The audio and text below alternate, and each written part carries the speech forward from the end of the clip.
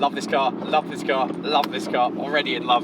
Driven less than 10 seconds, already in love. Hello everybody, and welcome to Lawrie's Mechanical Marvels. This week, we're looking at the American equivalent to the MR2. And even better, it's pretty much in the same condition as my one. This is the Pontiac Fiero GT. And immediately, you can see the kind of similar lines to the MR2. This is a mid-engine car of a similar kind of size. It's two-seater, two-door. Most importantly, it has pop-ups, but we'll come on to those in a minute. It has this gorgeous shape, and I love the way this comes at the back, because it looks very MR2-y. The back end, that's a bit more square, but this front end is gorgeous. I love the bumper and the way it reminds me of an MR2. This one has been resprayed into this kind of matte black effect with little purple highlights on the wing mirrors. And you know what? I actually quite like it. It reminds me of my MR2. This is also the moonroof edition, where the roof pops up. And that stores in an amazing place. But firstly, the greatest bit about this entire car. Pop-ups! Anything with pop-ups is awesome. Now, these have been replaced, I think, with LEDs, because this car is from 1987, which is the penultimate year of production. In 1988, they changed the rear suspension of this and apparently made it much more pleasant to drive. But certainly, it did not come as standard with LEDs. Look at that. The pop-up headlights pop up through the bonnet. And this is the moonroof. It stores inside here, where you've got a little bit of storage. The frunk on this is nowhere near as big as my 2, but you can still fit a fair amount of stuff into it. Now, I know that on MR2s that have the moonroof that pops up, you can also put it here. Coming from a T-top, where my roof panels fit in behind the seats, this concept terrifies me. Every time I shut the boot, the trunk, the bonnet, the front of it, I am terrified that I'm going to shatter the roof. But I like that. That's a really cool place to put it. And yeah, a nice amount of extra storage. And forward opening bonnet. Oh man, that's... I love that. That is proper cool. And I can't get over how cool these front headlights are. I really like the fact it's got Pontiac engraved on it as well. I think that's a really, really nice touch. And then it should, of course, have the Pontiac logo here, but that's disappeared. It's been debadged. It has a really, really nice aggressive front end.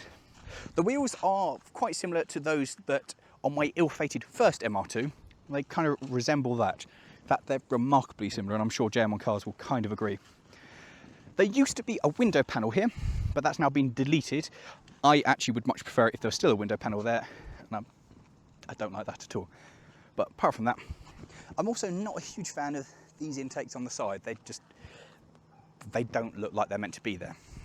What I do like, though, is the back end. I like these grills. I like the fact they're purple, and I really like these rear lights. That is really, really, really cool. And I love the exhausts. They are proper, they are big, and they look so mean. Now, you may notice at the moment that the rear reverse light's on. That's because the handbrake on this is ineffective. It suffers from that good old MR2 syndrome of ineffective handbrake. So while it stops here, I have it locked into reverse to stop it going down the hill. But what we would do is just pop this, and then we can have a look. That's a lot lighter than I thought it. Oh God, it goes back further than I thought it would as well. Behold, the Fiero engine. This is the L44, which is a 2.8 litre V6, and generates somewhere around 140 brake, which is slightly less than an MR2, but you know, that's still plenty enough for a car that weighs about the same as an MR2. Wow, that's a deep boot.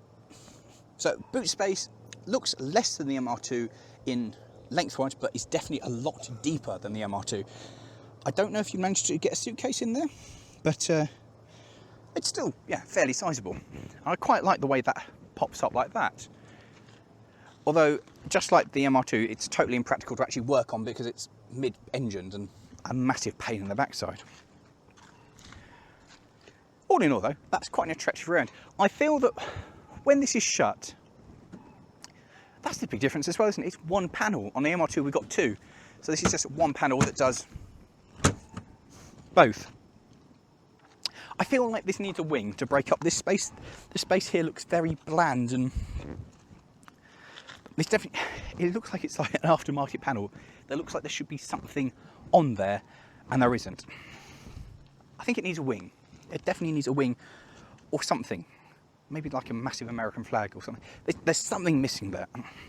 Apart from that, it's quite nice. So I guess it's like an MR2, but not. It's an American MR2. Now, the notable thing about these cars is that you can take all the body panels off them. They're not structural, as you can take them off and replace them with what you want. So this car makes quite a good basis for lots of conversions, particularly into Ferraris, because it's already mid-engined. And lots of replica things can be built onto this.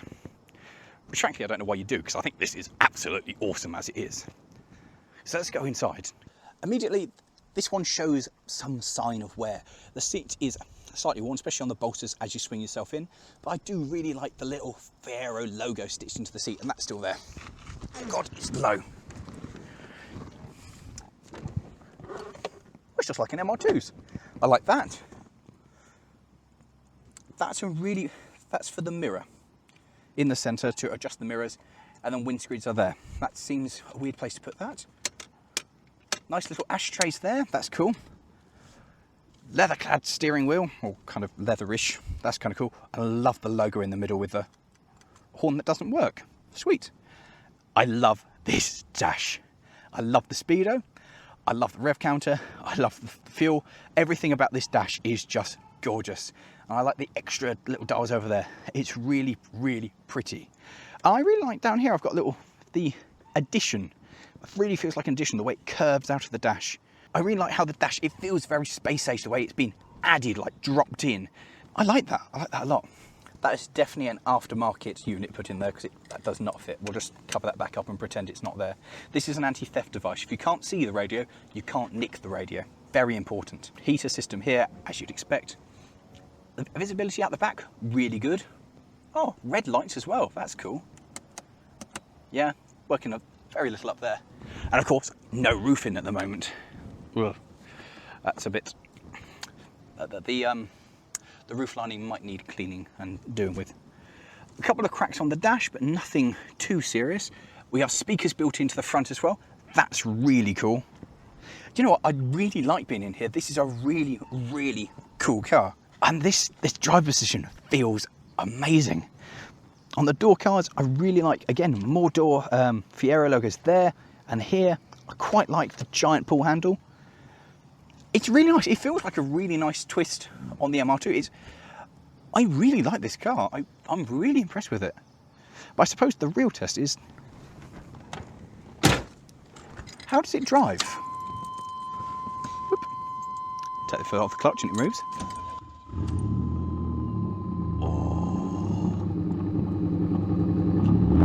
Oh!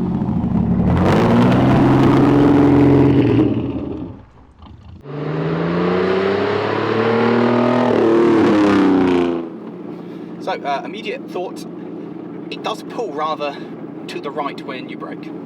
That's my first thought with it as we leave this property. Oh, it does sound amazingly throaty though. And I really like how throaty it sounds. So it's a much more of a low down rumble to the MR2's, kind of more high pitch thing. I mean, it does basically have straight through exhaust. There's no cats on this, it's just go for it. Oh, it's pretty comfy actually, I like the seats. It seems to ride quite nicely as well. Very little problems with this so far. I don't feel quite as low as I do in an MR2, but you know, this is a nice driving position. I actually can't see any of the bonnet though, and I don't like not seeing the bonnets. I guess if I turn my headlights on, oh yeah, I can just see the pop-ups when I turn those on. That sounds amazing. Oh, that is a dirty, dirty, dirty noise, and I love it.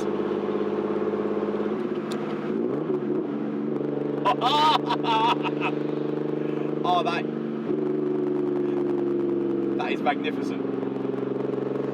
All the enjoyment is coming from this engine noise. Oh,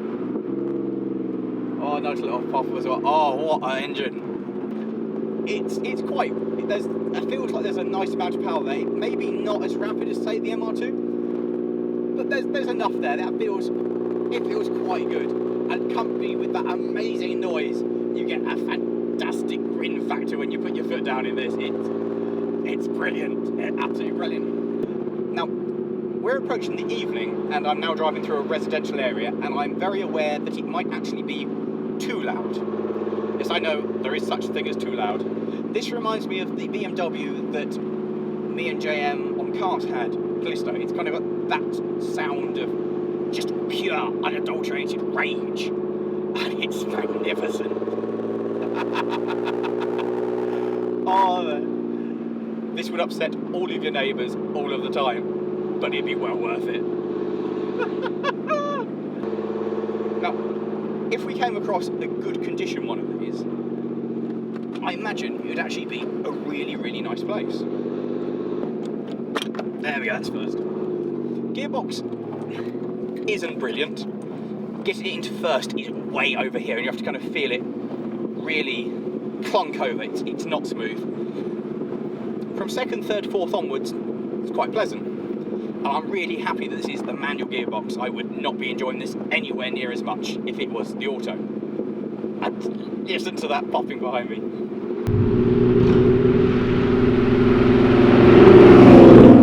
Now, apart from that, this is quite nice. It is quite nice. Do I like it as much as the MR2? I don't think so. Do I like it enough to want one? Yes, this has definitely gone on the wish list.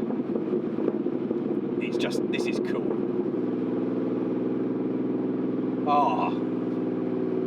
This is an amazing cruising car. Now, I quite like the fact the exhaust is loud, but if it was a bit quieter, this would be an amazing car to cruise around in. Especially on some of these absolutely stunning roads that we've experienced in the US of A. I love the dash. Like, driving with this in front of me, I'm happy. This is exactly the style that I enjoy. But you already know that, guys. You know I love cars from the 80s, and this is just absolutely spot on.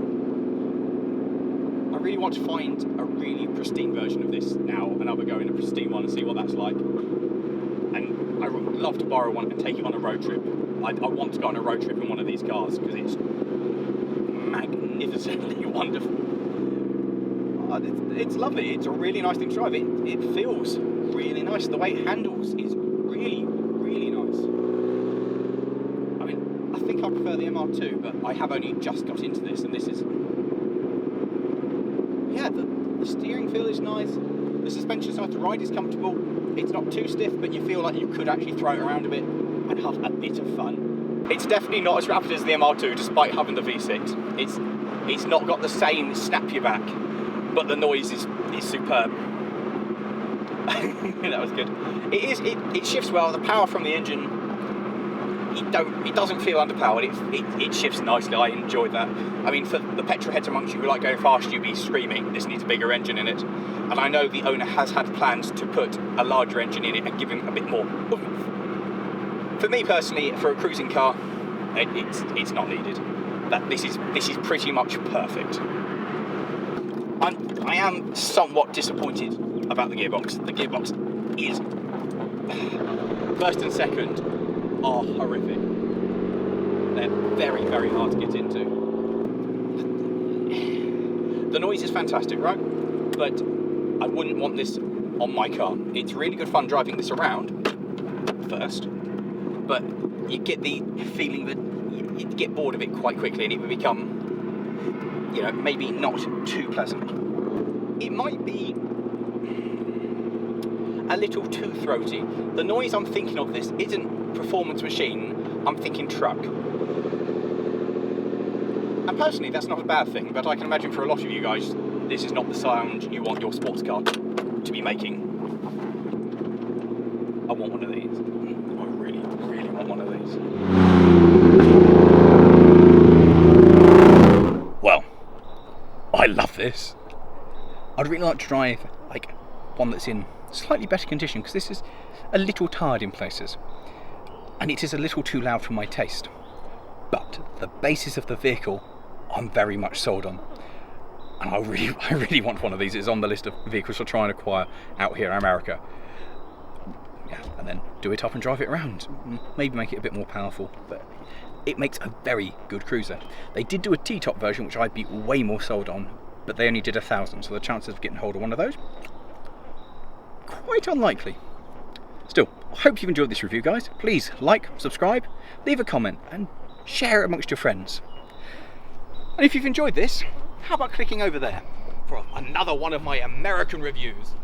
And if not, click down there for something I've done in the UK. See you later, guys.